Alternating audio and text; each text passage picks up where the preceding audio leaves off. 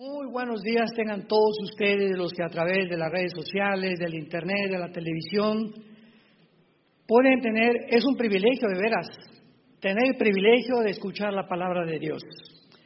Cuando la palabra de Dios es escuchada, hay esperanza, hay fe, hay fortaleza, y no perdemos esta esperanza que debemos mantener hasta el fin todos los que hemos sido llamados a seguir a Jesús, porque es a quien seguimos finalmente. Y nos da mucho gusto continuar con esta serie que iniciamos hace una semana, el falso profeta y la imagen de la bestia. Si quieres tomar nota, esta es la tercera conferencia, se las recomiendo con todo mi corazón, el falso profeta, la imagen de la bestia, porque es un estudio, tal vez hoy lo termine, no sé, hoy y en la otra conferencia, pero es un estudio bastante profundo de la vida del falso profeta, que es un personaje misterioso. Sabemos que el anticristo de dónde va a salir y muchas cosas de él, pero el falso profeta muchas veces lo confundieron que era el Papa, y vamos a demostrarlo que no es el Papa. Y vamos a descubrir que este falso profeta que nos revela Apocalipsis capítulo 13, versículo 11 en adelante, va a ser este personaje que va a ser el ministro de propaganda, de economía y de religión del anticristo.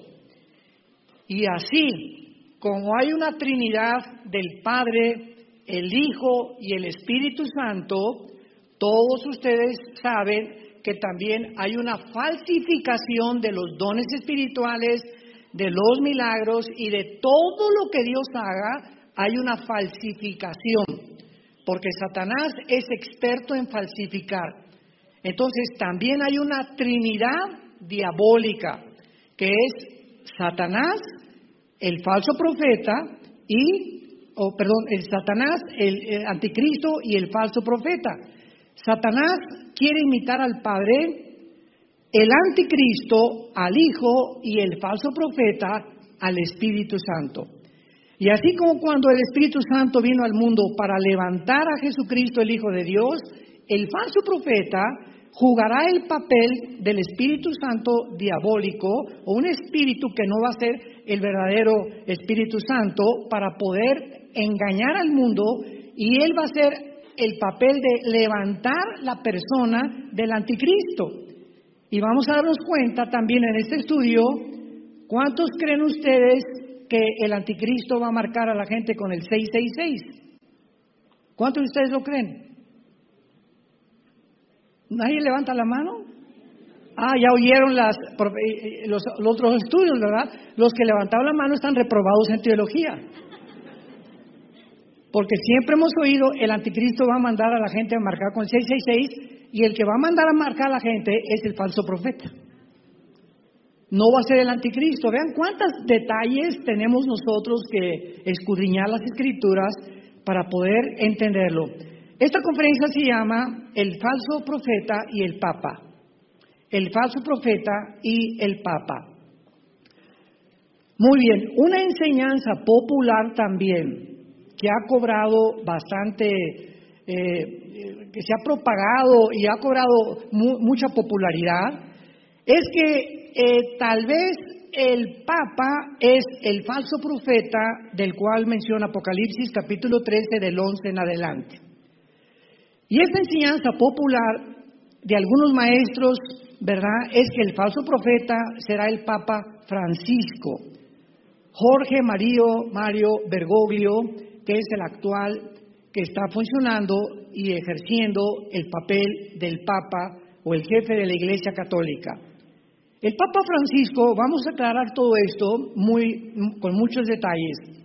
El Papa Francisco actual escogió su nombre del famoso San Francisco de Asís.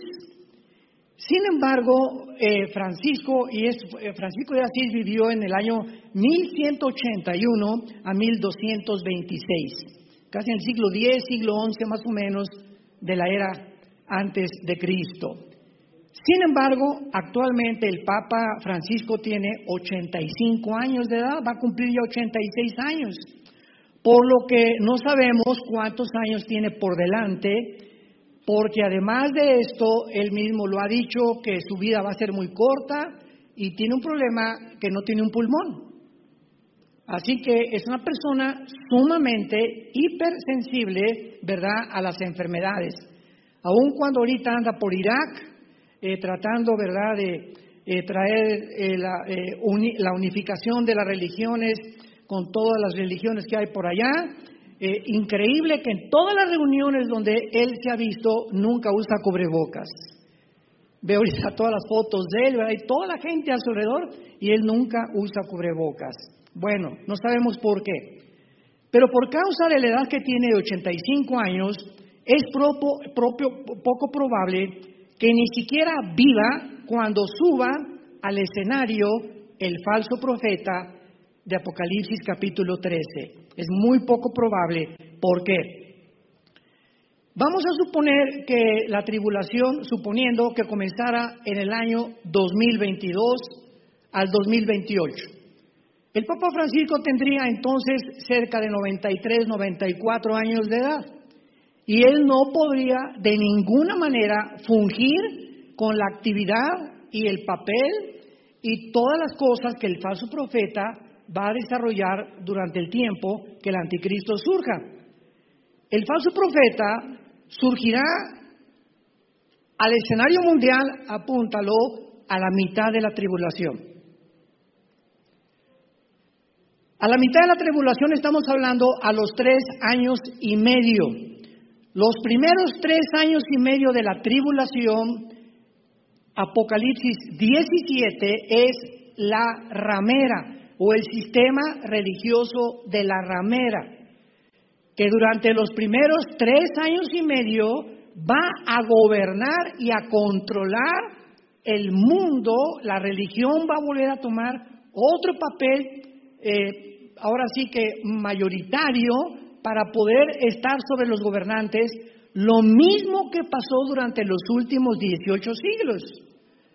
En 18 siglos hasta el siglo XX, el Vaticano controló, dirigió, influenció a todos los reyes y a todos los gobernantes de Europa. No podía nadie casarse sin la autoridad del Papa. No podía nadie hacer negocios, era un control total del Vaticano durante casi 18 siglos de la religión, hasta que en Inglaterra vino la primera rebelión en contra del papado, y el papado ordenó comenzar a perseguir a los que les llamaran protestantes, porque comenzaron a protestar contra el Vaticano, que no era realmente la iglesia cristiana. Y los ingleses que se convirtieron a Cristo bajo la predicación sobre todo de Juan Hus, Huss, busca su vida, es impresionante. ¿Qué hicieron? Se escaparon de Inglaterra y llegaron en el año 1625 a Estados Unidos, que era América del Norte, Estados Unidos, que no estaba todavía ni siquiera colonizado. Y estos peregrinos que llegaron a Estados Unidos, a Rhode Island, 1625, comenzaron a llegar con la Biblia en la mano.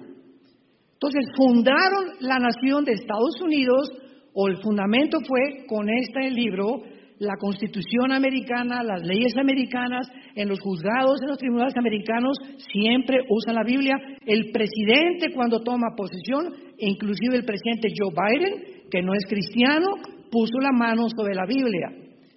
Entonces, esta nación de Estados Unidos fueron fundada por los peregrinos que huían de la persecución de Europa. Y ya después vino la época de las misiones. El cristianismo se comenzó a extender. En los años 1700, 1800, los Estados Unidos comenzaron a fundar las 3 universidades más famosas que existen, que son la Universidad de Harvard, Yale y Princeton. Y estas 3 universidades fueron fundadas para preparar cristianos y líderes. Fueron fundadas por pastores.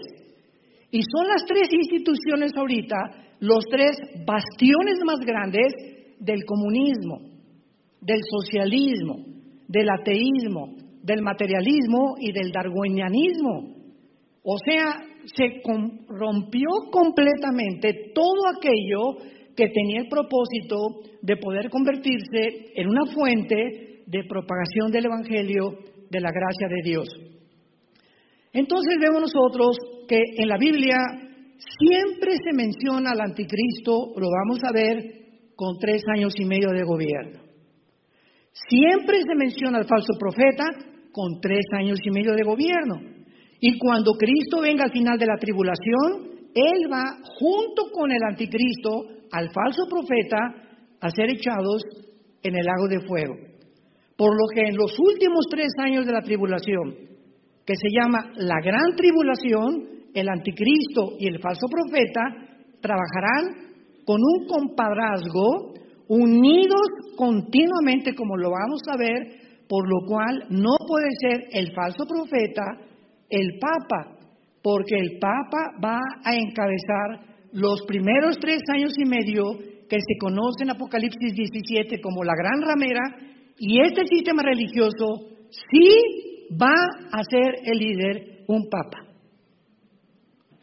Pero no sabemos ni creemos que sea Francisco por su calidad física tan débil, ¿verdad? Y que está menguando cada vez más su vida física y sobre todo su problema pulmonar que él tiene. Ahora, ¿qué es lo que está haciendo Francisco ahorita? Antes de que venga tal vez el próximo Papa, que puede ser realmente, yo casi estoy seguro, ¿verdad? Es mi opinión personal, que el próximo Papa puede ser falso profeta si nos encontramos tan cerca como la Biblia lo dice. Era importante que el nuevo Papa o el que siga después de Francisco, si se va a convertir la gran ramera, vamos a leer el capítulo 17 de Apocalipsis. Vi entonces uno de los 7 ángeles que tenían las 7 copas, Apocalipsis 17, y habló conmigo diciéndome, ven acá y te mostraré la sentencia, o sea, el juicio contra la gran ramera, la que está sentada sobre muchas aguas. Brínquense al versículo 18. Y la mujer que has visto es la gran ciudad que reina sobre los reyes de la tierra. ¿Quién es la gran ramera? Una ciudad. ¿Ven cómo se puede estudiar la Biblia tan claramente? No es de interpretación privada la Biblia. Entonces, hay una ciudad que ya en tiempos de Juan se había prostituido o estaba comenzando a prostituirse con las demás naciones, que es lo que ha pasado durante los últimos 20 siglos o 2000 años. Y dice el versículo 2, con la cual han fornicado los reyes de la tierra y los moradores de la tierra se han embriagado con el vino de su fornicación. Vean ustedes la palabra ramera y fornicar. Son 2 términos que se usan dentro de todo lo que sea el área sexual, ¿verdad? Una ramera es una mujer que vende su cuerpo por dinero o por interés.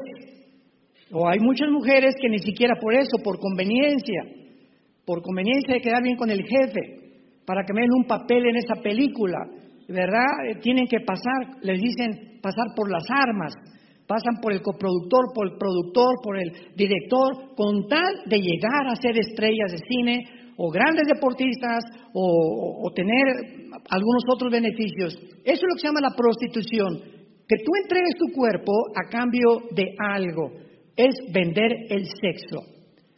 Y la palabra fornicar es la palabra porneia, con P de papá, que en la Biblia se usa para cualquier relación sexual ilícita.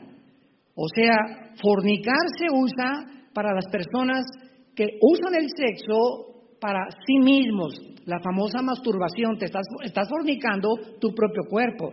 Dios te prohíbe que uses el sexo para tu propio deseo. 1 Corintios capítulo 7 lo explica muy bien.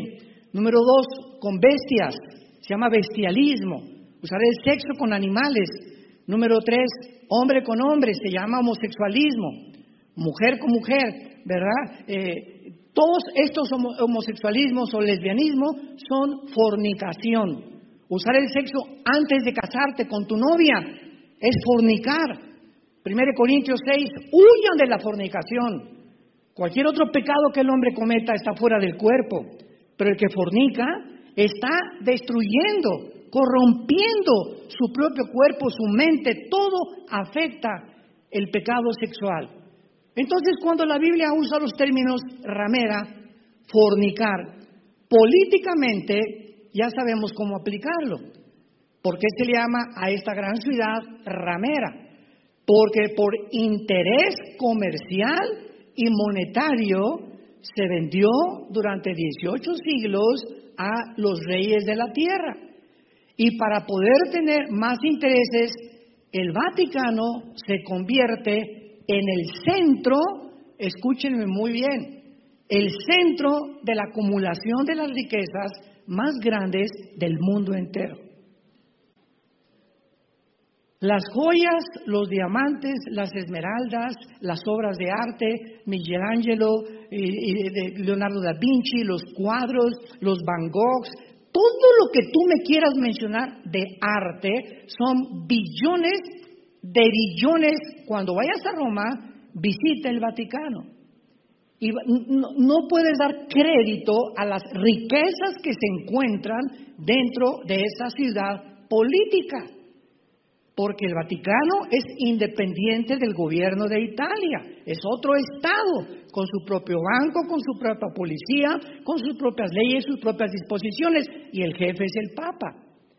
Y es la única religión, escucha, es la única religión de todas las que existen que tiene un lugar en las Naciones Unidas. Porque se considera un estado. Ni el hinduismo, ni el islam, ni el sintoísmo, ninguna religión se considera política, ni tampoco tiene su propia ciudad ni su propio estado. Es la única que existe desde hace 2000 años. Entonces, ¿por qué se le llama ramera? Porque con los reyes se ha vendido. ¿Qué es lo que ha vendido? Los intereses políticos. Yo recuerdo hace mucho tiempo cuando nosotros fuimos, mi hermano y yo, Alejandro, fuimos educados en colegios lasallistas, muy buena educación académica, muy buena. Primaria, secundaria y preparatoria la hicimos en colegios de La Salle. Y recuerdo cuando estaba yo en primaria, vivíamos en Acapulco, en el puerto de Acapulco, que me entró el sentimiento, desde niño yo tuve algo de misticismo y pensaba en los santos. Tenía una tía que me regalaba revistas de los santos, San Felipe de Jesús, que lo mataron en el Japón como mártir, Santa Teresita de Jesús, San Francisco de Asís, etcétera, etcétera. Y le dije a mi papá, quiero ser padre. ¿Qué? Me dijo mi papá, como que sí, quiero ser cura, le dije. Pues me llevó al seminario, estaba en Acapulco, en la colonia Costa Azul en aquel tiempo, pero cuando una noche nos dice uno de los directores que teníamos que hacer y pensarlo, el voto del celibato sacerdotal. ¿Celibato sacerdotal qué es eso? Le pregunté al maestro y me dice, si ustedes van a aceptarse y van a ser establecidos como curas o como padres o como le quieras llamar, que ninguno es apropiado, porque no son padres ni curas tampoco, ni curan nada, no te puedes casar. ¿Cómo que no me puedo casar? No, no se pueden casar. ¿Y por qué no se pueden casar? Y nos dijo la verdad, porque si te casas formas una familia. Y si tienes una familia, tienes que sostener a tu familia, y entonces ¿cuánto vas a mandar al Vaticano de dinero? Entonces, la cosa es que los que sirven al Vaticano no se casen para que no tengan lealtad a nadie más que al Vaticano, y lo que ganen y lo que entra de limosnas de la iglesia se tenga que mandar al Vaticano. Y así fue durante casi 2000 años, por eso se convirtió en el estado más rico del mundo entero. Y vamos a ver que el anticristo, en los últimos 3 años de la tribulación, cuando el falso profeta se levante, los 10 gobernantes del anticristo van a quemar Roma y van a quemar el Vaticano. Y el anticristo se va a apoderar de todas las riquezas, Daniel 8, 23 al 25, que existen para poder aumentar su poder en el Medio Oriente. Así que ahorita hay una gran relación entre Irak, Siria, el Medio Oriente y el Vaticano. ¿Cuál es esa relación? Qué interesante que ahorita Francisco se encuentre en Irak, que para ir a confortar a los cristianos que el grupo terrorista de ISIS asesinó y mató. Hay algo más de trasfondo, no fue nada más eso. Él no va a ir a arriesgar su vida porque fue un riesgo tremendo que él fuera a un lugar donde hay tanta conmoción, ¿verdad? Política y económica y religiosa sobre todo, porque Medio Oriente es un polvorín religioso, es una olla express. Entonces nos damos cuenta que si realmente la Biblia tiene razón, estamos verdaderamente en el umbral de la venida de Jesucristo. Muy bien. Veamos entonces que el periodo de la tribulación va a durar 3 años y medio para el anticristo y para el falso profeta. Los primeros 3 años de la tribulación va a ser el sistema religioso, no el anticristo, el que va a tener el control religioso hasta de la economía. ¿Cómo lo podemos saber? Apocalipsis 17 nos encontramos ahí, versículo 3 en adelante. Y dice: Juan me llevó en el espíritu al desierto. Vi a una mujer sentada sobre una bestia escarlata, llena de nombres de blasfemias, que tenía 7 cabezas y 10 cuernos. Y la mujer, acordémonos que es una ciudad, y la mujer estaba vestida ¿de qué color? Púrpura y escarlata, que son los colores del Vaticano. Son oficiales y obligatorios. Adornada de oro, de piedras preciosas y de perlas, y tenía en la mano ¿qué cosa? Cuando yo comencé a ser acólito, porque antes de que decidiera que yo quería ser cura o padre, tenía como 13, 14 años de edad, teníamos primero que hacer monaguillos o acólitos, como le llamaban en aquel tiempo. No sé, ahorita ya no se usa. Estoy hablando de mi época, antes de Cristo, no tanto, ¿verdad? Pero nos entrenaron en el colegio de La Salle, ahí nos entrenaron a aprender latín, o por lo menos las respuestas que el acólito tenía que darle al padre. Entonces, pues yo me ponía de un lado, ¿verdad? Teníamos que ir a la catedral que estaba ahí en la plaza principal de Acapulco, en el mero Zócalo. Está la catedral inmensa que ya tiene más de, creo que 100 años. Y entonces llegaba el padre o el obispo, yo me hincaba de un lado y el acólito del otro lado. Y entonces llega un momento en que el sacerdote, el cura o el padre agarraba el cáliz y lo levantaba y entonces decía en latín: Adeum quae letificat juventudes meam. Todavía me acuerdo de algunas cosas. Yo le contaba: Quia tuis deos fortitudo deas curtitud pulistis. ¿Qué significa esto? Que cuando el cura entraba al altar decía: entro a ofrecer al altar de Dios el sacrificio por los vivos y los muertos. Tú le preguntas, vean cuánta ignorancia hay en el mundo entero. Pregúntale a cualquier amigo, ¿verdad? Pero con todo el amor y con toda la misericordia que podamos tener, porque es pura ignorancia nada más. Y toda la mayor parte de nosotros pertenecíamos a ese mundo de tinieblas, donde no sabíamos ni siquiera en qué creíamos. Pregúntale a cualquier amigo católico, a tu abuelito, lo que sea: abuelita, ¿qué es la misa? Oye, primo, ¿qué es la misa? Oye, tío, ¿qué es la misa? El 95% de la gente no te va a dar respuesta. Te va a decir, pues es el cáliz, es etcétera, etcétera. Y mira, apúntalo abuelita, apúntalo tío. De acuerdo al Concilio de Trento, se dictaminó y se institucionalizó que la misa es un sacrificio por los vivos y por los muertos. En otras palabras, si algún personaje de tu familia se muere y tienes algún difunto, una misa gregoriana lo saca del purgatorio. 1000 años, 1500 años, porque Roma estableció que cuando se morían nadie se iba directo al cielo. Pasabas por un lugar que se llama el purgatorio, que no está en la Biblia.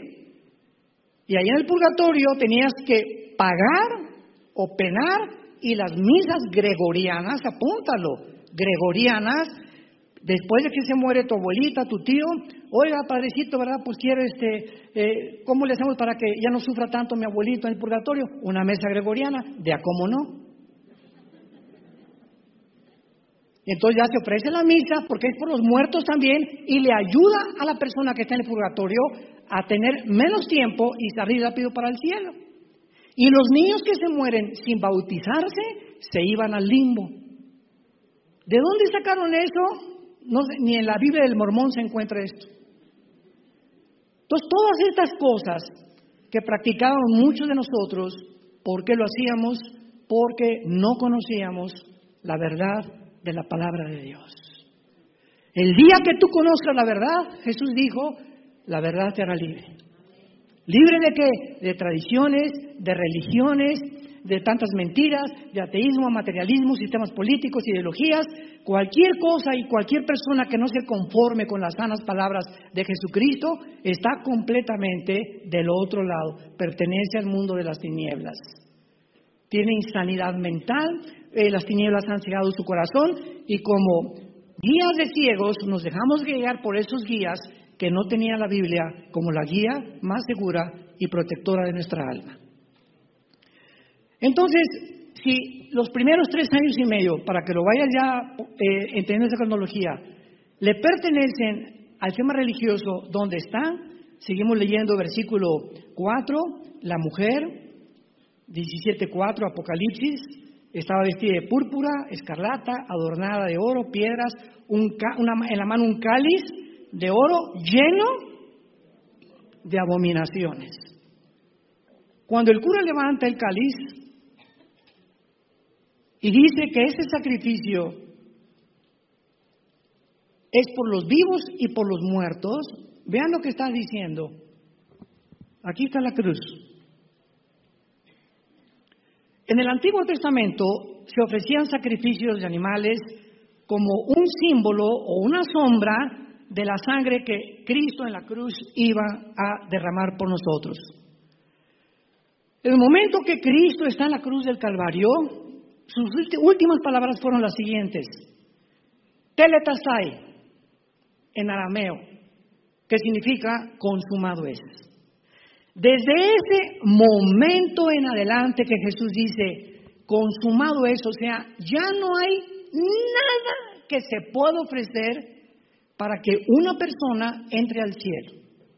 Yo he venido a ofrecerme a todo el mundo porque mi Padre los amó de tal manera que lo que yo he hecho en esta cruz y lo que hice durante mis 3 años y medio de vida es suficiente.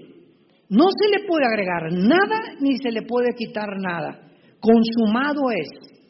Y de ahí en adelante el sacerdocio levítico, que de la familia de Aarón, que Dios estableció, quedó completamente obsoleto y desechado.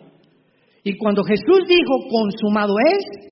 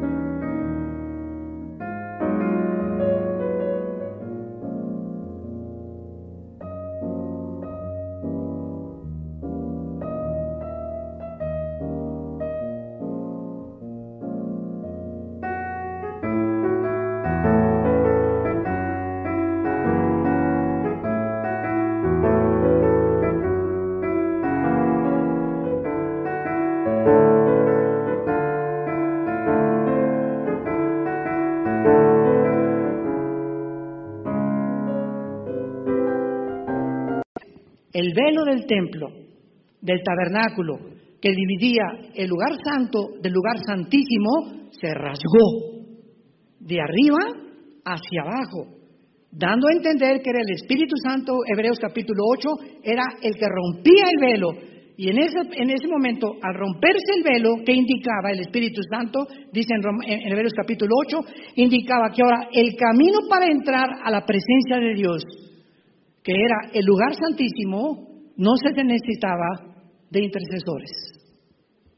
Ya no necesitábamos a ningún santo, ni a San Martín de Porres, ni a San Tadeo, ni a San Francisco de Asís, ni a ninguna virgen, a nadie más que, porque no hay otro nombre dado bajo el cielo a los hombres en que podamos ser salvos que en Jesucristo hombre. Hechos 4:12.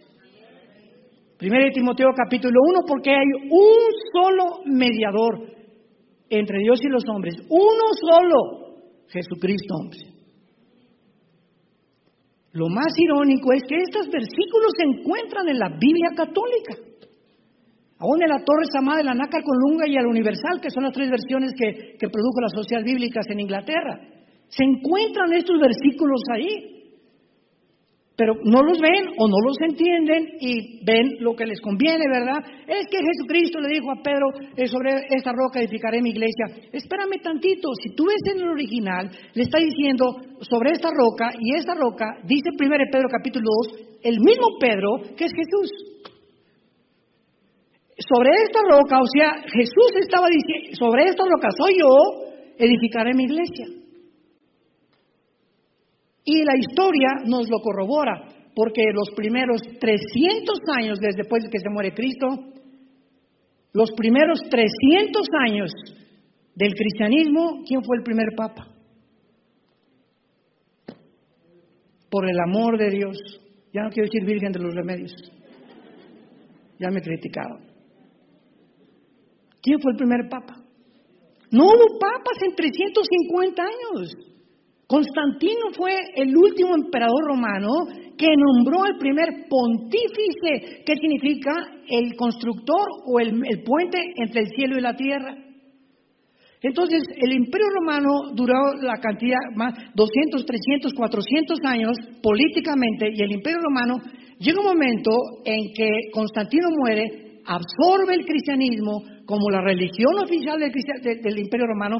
Pasaron 350 años y un emperador romano es el primero que nombra a alguien para que el imperio político se dé la voltereta y el Imperio Romano continúe como la Biblia lo profetizó, ya no políticamente, sino religiosamente, gobernando a los hombres.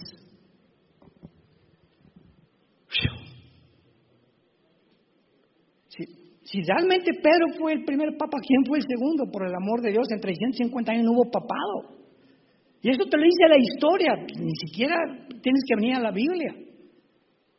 Entonces, dice la Biblia, y en su frente, versículo 5, un nombre escrito.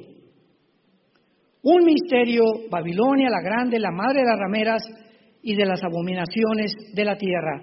Y di a la mujer, o sea, a esta ciudad, ebria de sangre de los santos. ¿Quién es la única ciudad religiosa y política que ha matado a más cristianos y a más judíos en la historia de hace 2000 años? Roma. Nada más en la Inquisición murieron más de 200 millones de judíos y cristianos porque no aceptaron el decreto Roma es la única que salva. Cuando un papa manda a los famosos cruzados en contra de Jerusalén para sacar a todos los musulmanes, el genocidio que se hizo en el nombre de Dios, esto es lo más terrible, cuando alguien dice que es en el nombre de Dios puedes matar, y etcétera, etcétera. Mataron a millones de judíos y de musulmanes, y por eso, cuando tú le hablas a un judío ahorita, todo tiene una razón. Nos ven a nosotros y dicen es cristiano. Un judío no sabe que es un católico y un cristiano, creen que somos iguales. Y entonces sospechan y no quieren saber nada de nosotros porque creen que nosotros somos católicos y no entienden que el catolicismo es la corrupción del cristianismo y que el cristianismo no es una religión, el cristianismo es una relación personal, viva, dinámica, orgánica, con un hombre que se llama Jesús. Tú puedes tener una religión y te puedes ir al infierno.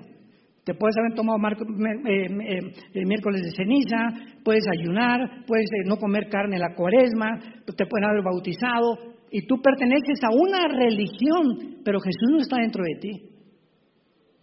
El que tiene al Hijo, 1 Juan 5 al 10, tiene la vida. El que no tiene al Hijo, aunque tengas una religión, no eres cristiano, eres religioso. Que fue lo que pasó a Cristo con los fariseos. Los fariseos en el tiempo de Cristo eran los representantes de la religión. y los que eran intocables, etcétera, etcétera. Esta mujer fue cautiva en adulterio. ¿Qué dice la ley, Jesús? A ver, que contesta Jesús. La ley dice que la mates a pedradas. Estos eran los fariseos. Eran hombres que muy religiosos, pero por dentro Jesús les llamó sepulcros blanqueados. Con la apariencia de piedad encontramos a millones de personas, pero el corazón de esas personas está podrido.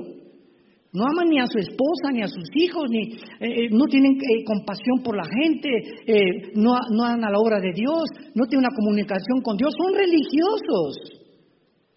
Y Cristo le dijo: el que esté libre de pecado, arroje la primera piedra. Y de ahí en adelante, la enseñanza es la siguiente: nunca le pongas el dedo a nadie. Nunca le pongas el dedo a nadie, porque acuérdate que tú apuntas con un dedo y 3 te apuntan a ti. Al decir esto, tú eres un borracho, o tú eres esto, 3 te apuntan a ti. Una cosa es exhortar y otra cosa es condenar. Entonces tú conoces una prostituta, conoces un drogadicto, conoces un borracho, un homosexual. Nosotros no podemos, el único que condena es Dios. Es la palabra crisis con K en el griego, que se usa para condenación. Pero dice 1 Corintios 2, el espiritual juzga, o sea, discierne todas las cosas. Y venimos a ayudar que esa gente que está lastimada y que está herida salga de las tinieblas para que pueda ser sanada. Y ahorita en Estados Unidos prohíben que se les pueda ayudar. La ley de igualdad. Y si un niño a los 6 años, la maestra le dice: ¿verdad que tú no eres niña? No, soy niño. Muy bien, por favor, desde aquí, desde mañana, usas el baño de las niñas. ¿Cómo puede un niño menor de 7, 8 años de edad tener conciencia de su genética y de su biología por el amor de Dios? ¿A dónde va a llegar el mundo? No, pues ahora el que hable contra, no es en contra, estamos tratando de rescatarlos y traerlos y mostrarles que están enfermos en sus mentes y que Dios los quiere sanar, y que mientras tú no aceptes tu genética, que eres macho porque tienes el cromosoma Y y tú te sientes otra cosa, tu problema no es físico, es mental. Necesitas ayuda. Y Jesús vino por ustedes a morir, por los pecadores, por los homosexuales, por los transgéneros, por las lesbianas. Dios te ama como estás. Y ahora el gobierno quiere protegerte, que no te curen, que no te sanen, que sigas igual, porque ya no les conviene que las familias crezcan, porque quieren reducir la población. Les estoy hablando así. No se imaginan cuántos de las conferencias me han ya censurado. No sé ni por qué sigo ahí. Pero hasta que nos muramos tenemos que levantar la luz y la verdad. Hasta que el Señor venga por nosotros, no podemos callar.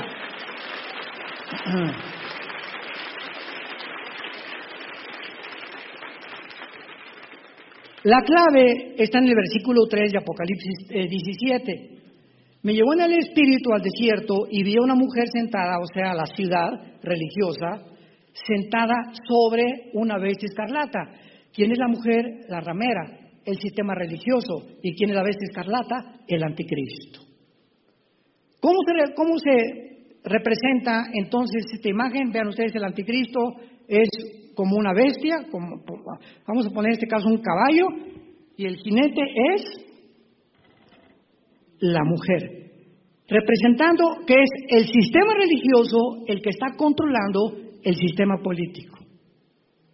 Lo que pasó por 18, o sea, la historia nos enseña que el hombre no aprende de la historia. Esto ya lo vimos por 18 siglos, se va a volver a repetir, pero ahora con un dictador mundial. Entonces, si es el sistema religioso el que se describe en el capítulo 17, montado sobre el anticristo, que representa el poder político, el poder religioso va en los próximos meses o años a ejercer la más grande influencia sobre la misma política. Y cuando después de los 3 años y medio se le haya dado oportunidad al sistema religioso con el papado de influenciar la humanidad, entonces a los 3 años y medio los 10 gobernantes que es la confederación política que el anticristo va a formar, van a ir a quemar la ciudad, porque cuando el anticristo entre a gobernar, él no va a permitir ningún sistema religioso más que el suyo. Entonces nos damos cuenta de lo siguiente, que esto es muy importante, si lo quieren apuntar. En la Biblia, en el Apocalipsis, los versículos no están, o los capítulos, en orden cronológico. Por favor, esto es bien importante, apúntalo. En primer lugar está el capítulo 17, que es la Babilonia eclesiástica. El capítulo 17 Apocalipsis nos narra el surgimiento y la caída del sistema religioso más terrible que ha sucedido en los últimos 2000 años. Después del capítulo 17 viene el capítulo 11, porque en el capítulo 17 es destruido el sistema religioso. En el capítulo 11 se nos muestra el surgimiento o la posesión demoníaca del anticristo. Y el anticristo entra a establecer su gobierno a los 3 años y medio. Y dice Apocalipsis 11, y vi surgir del abismo a la bestia que mató a los 2 profetas. O sea, el anticristo es una persona, escuchen con cuidado, la bestia es otra persona. El anticristo es un ser humano, la bestia es el espíritu demoníaco o el principado demoníaco que va a entrar a poseer al anticristo. Porque en Apocalipsis 16, en la 5ª copa, dice la Biblia, y vi salir de la boca del dragón, de la boca de la bestia y de la boca del falso profeta 3 espíritus de demonios. Del dragón de Satanás salió un demonio. Del anticristo salió otro. No se metieron. Cuidado, estaban saliendo de ellos. Y del falso profeta salió otro. O sea que esta trinidad diabólica está completamente poseída y ellos pueden sacar y pueden entrar demonios a ellos. Y estos 3 demonios que salen, Apocalipsis 16, 12, van a los reyes de la tierra. Estos 3 demonios van a ir y van a influenciar a los gobernantes para traerlos, para reunirlos al valle de Josafat, Joel capítulo 3, para la guerra del Armagedón, que es la 3ª guerra mundial. Esto es impresionante. Cuando yo estuve leyendo esto hace como 1, 2, 3 semanas, me cautivó eso. Y de la boca habla el corazón. De la abundancia del corazón habla la boca. De tu boca puede salir maldición y de tu boca puede salir bendición. Ten cuidado cuando maldigas a tus hijos. Eres un bueno para nada, no sirves para nada, Pepito.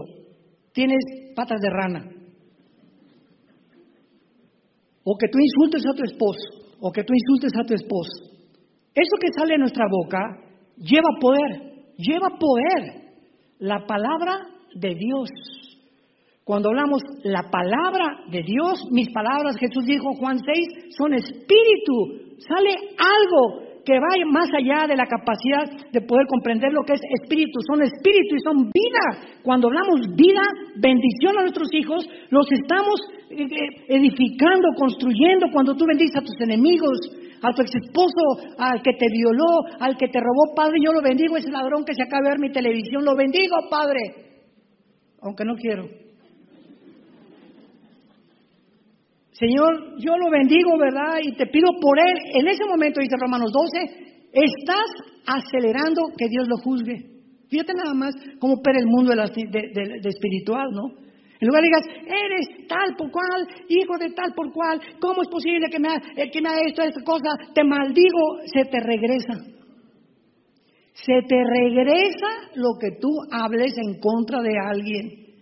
Y cuando tú lo bendices, en ese momento le estás diciendo a Dios, Señor, te lo encargo, yo quiero tener paz, yo lo bendigo, no quiero que a nadie le vaya mal, hayan hecho lo que han hecho, yo los bendigo en el nombre de Jesús. Padre, en ese momento Dios entra en acción y ascuas de fuego amontona sobre su cabeza. ¿Ves cómo opera el mundo espiritual? Tenemos que aprender a ser cristianos. Y cuando aprendes el mecanismo del mundo espiritual, te vuelves más que vencedor. Más que vencedora por aquel que nos amó. Ahora, muy bien.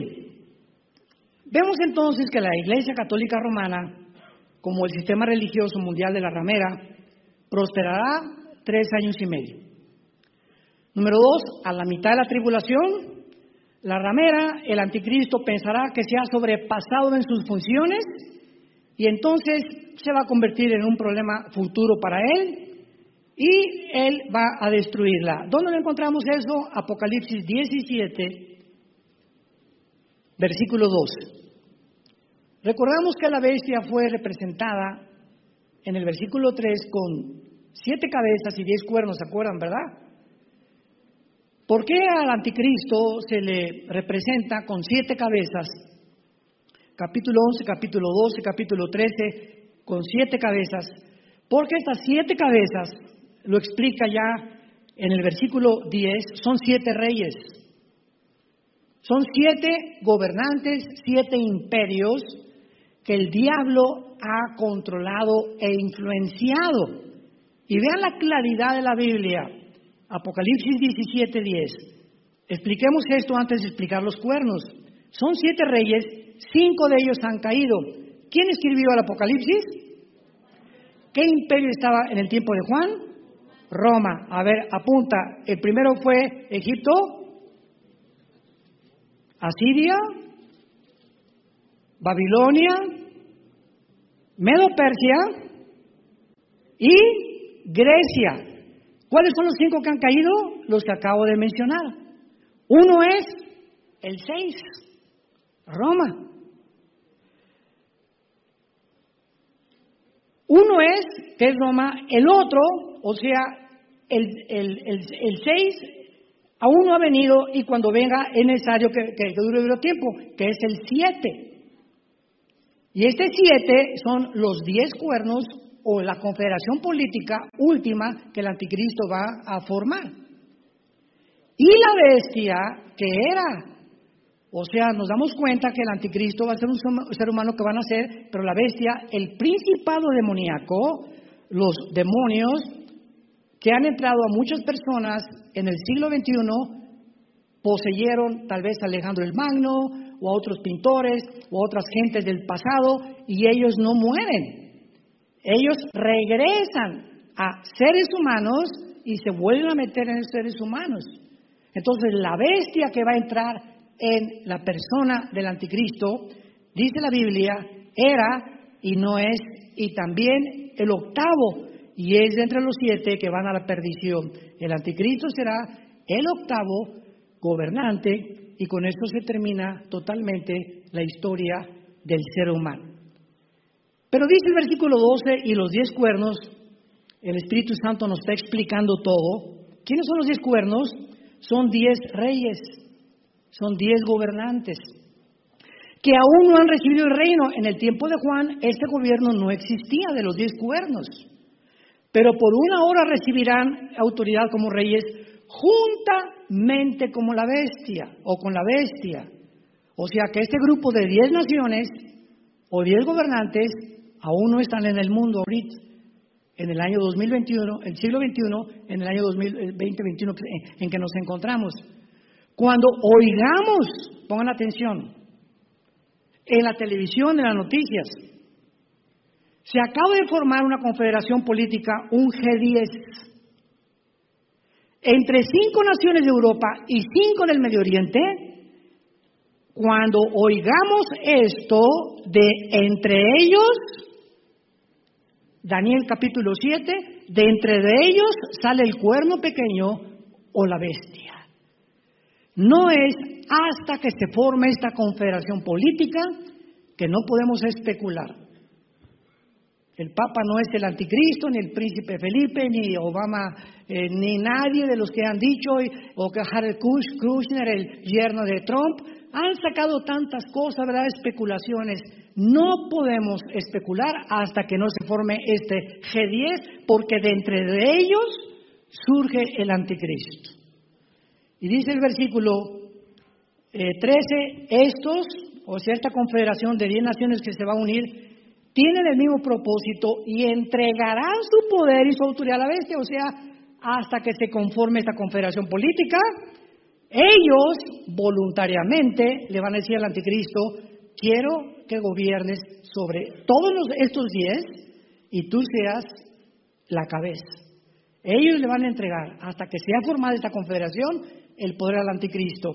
Y dice el versículo 16, que es lo que nos atañe: y los 10 cuernos que viste en la bestia, estos aborrecerán ¿a quién?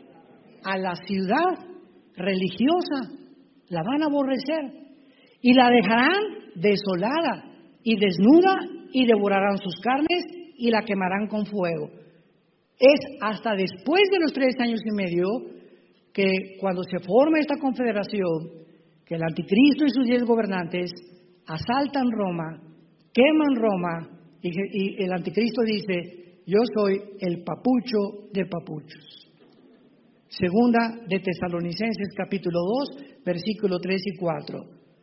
Porque no habrá nadie que pueda decir: yo soy Dios, yo soy el único Dios. Se adjudicará la deidad que la serpiente le prometió a Eva desde el huerto del Edén.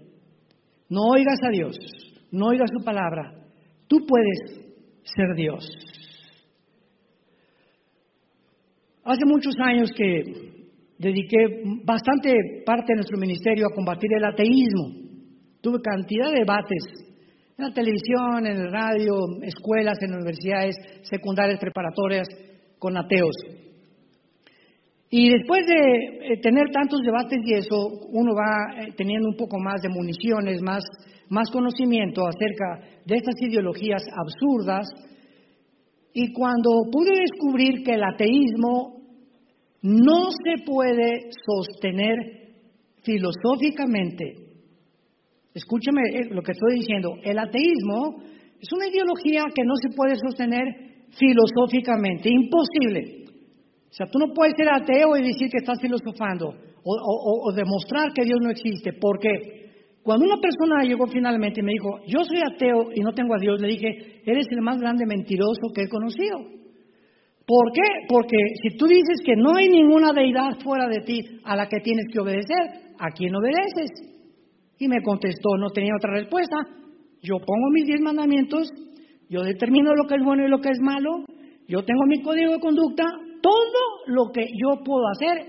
Le dije: entonces no eres ateo, tú eres Dios. No hay nadie que pueda decir que no es Dios. Si no aceptas el Dios que hizo los cielos y la tierra, te conviertes en Dios.